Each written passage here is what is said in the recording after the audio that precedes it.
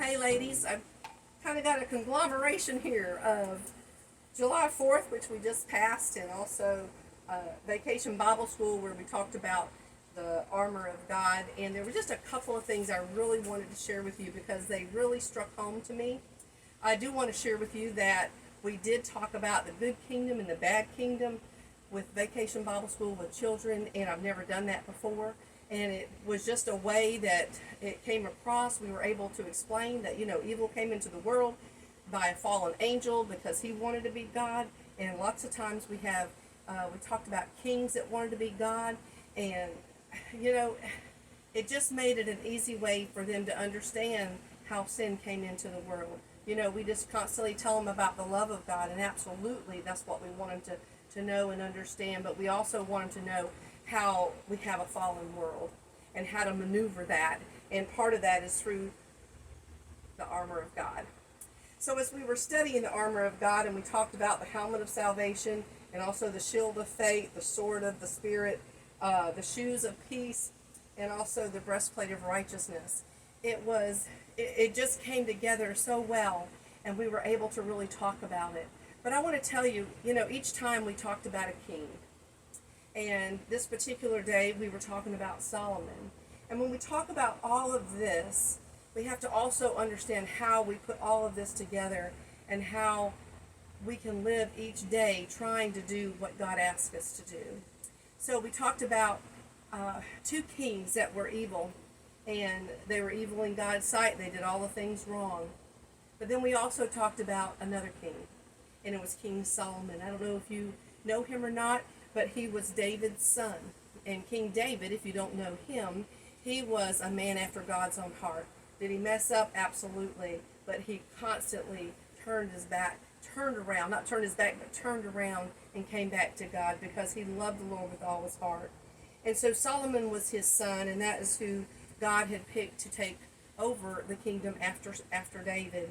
And I just want to read to you in Kings, because God came to him in a dream, and he asked him, let me just read it to you, okay? Solomon loved the Lord by walking in the statutes of his father David. So evidently David had taught Solomon God's laws and the statutes that God stood for. So, but, it also says this but, he also sacrificed and burned incense on the high places. So not only did he walk in the statutes of God, but he also made mistakes.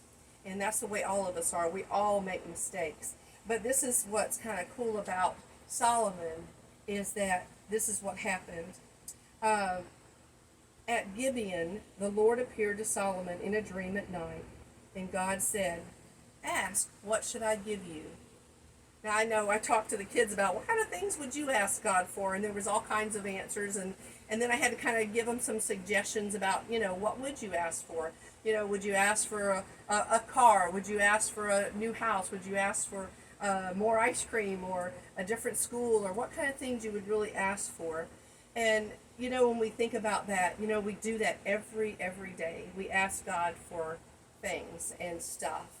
But this is what Solomon said.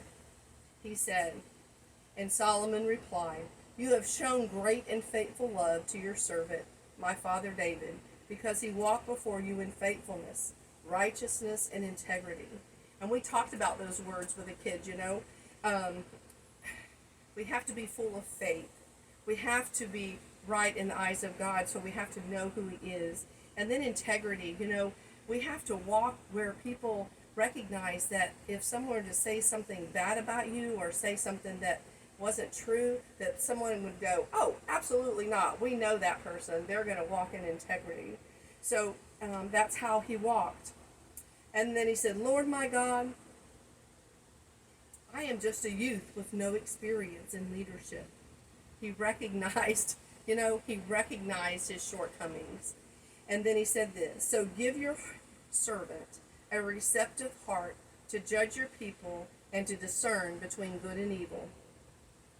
Now it pleased the Lord that Solomon had requested this. So God said to him, "Because you have requested this." Now listen, this is what's so cool about God. He says, "Because you requested this and did not ask for long life or riches for yourself or the death of your enemies, but you ask for discernment for your to administer justice, I will therefore do what you have asked.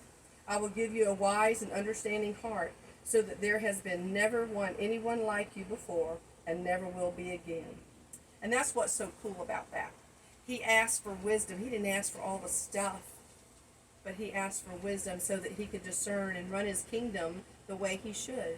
And of course, he was going to be following after God, because that's the way he was raised. Was he going to be perfect? Absolutely not. There's only one perfect person. And I'm so thankful for that person, because he allowed me to have the righteousness of Jesus so that I could have a relationship with God. But listen, this is one more thing that he gave him. Because of his heart and because of how the things that he asked for, this is what God told him in addition to that. He says, I will give you what you asked for, but also, he says, I will give you what you did not ask for. I'm going to give you riches and honor, so that no king will be your equal during your lifetime. So Solomon was going to absolutely have exactly what God gave him, and he was also going to have more. So he was going to have life and abundant life, which he has promised us too as well. So we just need to walk in his statutes, walk in his laws, walk in his and follow the footsteps of Jesus, because that's how that's how we need to walk and think about all this. This is in Ephesians 6, if I haven't forgotten already. But this is all in Ephesians 6. And when we put on the whole armor of God, we are allowed and we can fight against evil. And it makes it so much easier to walk our walk in this world. So listen, I'm just going to ask that God would lead you in a direction that you need to go, and that you would claim Jesus as Savior and Lord, and also put on the armor of God every day, so that you can walk in his statutes, just as Solomon was trying to do, and also to be able to discern and to share with others.